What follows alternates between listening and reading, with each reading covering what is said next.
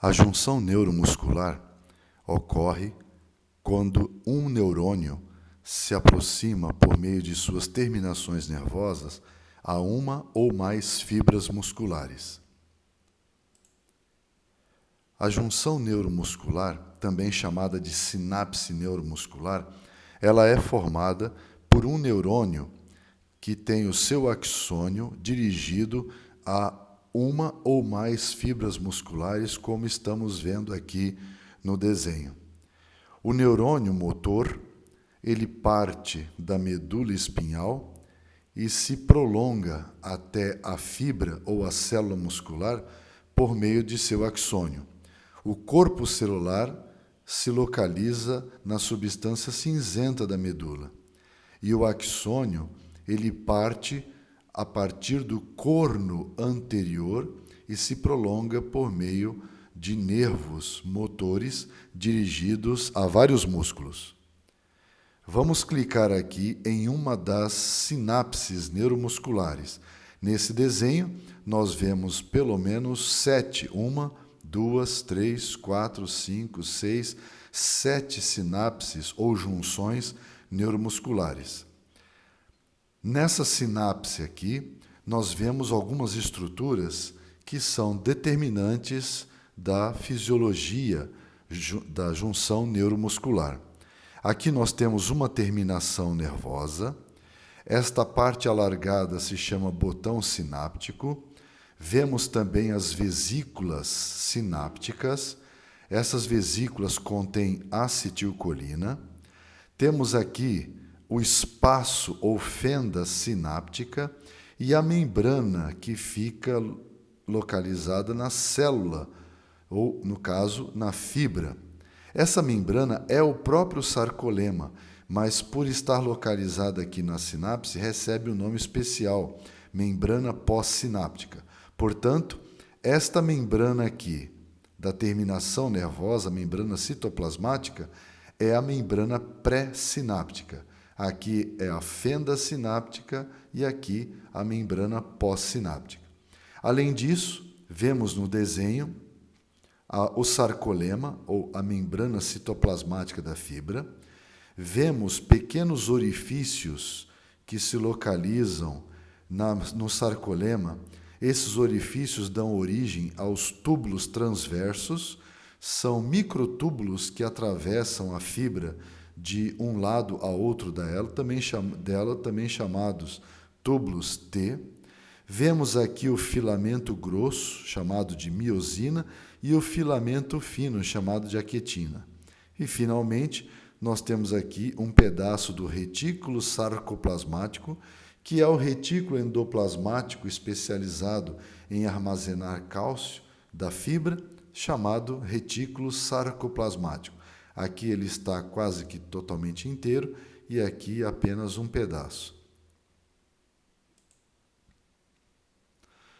Essas duas células, a terminação nervosa e a fibra, estão em repouso. Portanto, predominam cargas positivas no exterior e cargas negativas no interior. Note que as cargas do túbulo T são cargas positivas, porque o conteúdo do túbulo T reflete o conteúdo extracelular. Nessa animação, nós vemos a entrada de cargas positivas para dentro da célula. Essa entrada de cargas positivas nós sabemos que é a entrada de sódio, e a entrada de sódio na terminação nervosa, especialmente no botão sináptico, leva a uma movimentação de cálcio para dentro da célula. Veja novamente. A entrada de sódio abre canais de cálcio e, após a entrada de sódio, ocorre a entrada de cálcio. Agora, esse cálcio está no botão sináptico, dentro do botão sináptico. Este cálcio promoverá o deslocamento de vesículas contendo acetilcolina para a membrana pré-sináptica. Assim que as vesículas encostam na membrana pré-sináptica, ocorre a fusão delas com a membrana pré-sináptica, membrana da vesícula com membrana pré-sináptica e a liberação da substância que está dentro da vesícula, que é o neurotransmissor, aqui no caso chamado de acetilcolina. A acetilcolina, ela se liga ao receptor localizado na membrana pós-sináptica. Esse receptor é chamado receptor colinérgico e graças a essa ligação da acetilcolina com o receptor colinérgico são abertos canais de sódio, resultando em despolarização. E o processo é o mesmo. Abrem-se canais de sódio, o sódio entra, causando a despolarização, em seguida se abrem canais de potássio, o potássio sai, resultando em repolarização. Em seguida, uma enzima chamada acetilcolinesterase ou colinesterase, ela se liga à acetilcolina, degradando-a, transformando a acetilcolina em colina e corpos cetônicos. Esses corpos cetônicos sairão do organismo por meio da urina e a colina é reaproveitada para dentro, transportada para dentro do botão sináptico.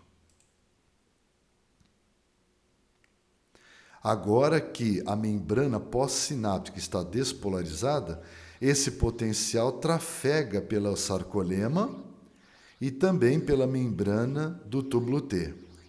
Assim que o sódio entra, passa dessa membrana para dentro da fibra, o retículo despolariza e o cálcio sai de dentro do retículo pelos canais de cálcio do retículo, chamados canais de rianodina.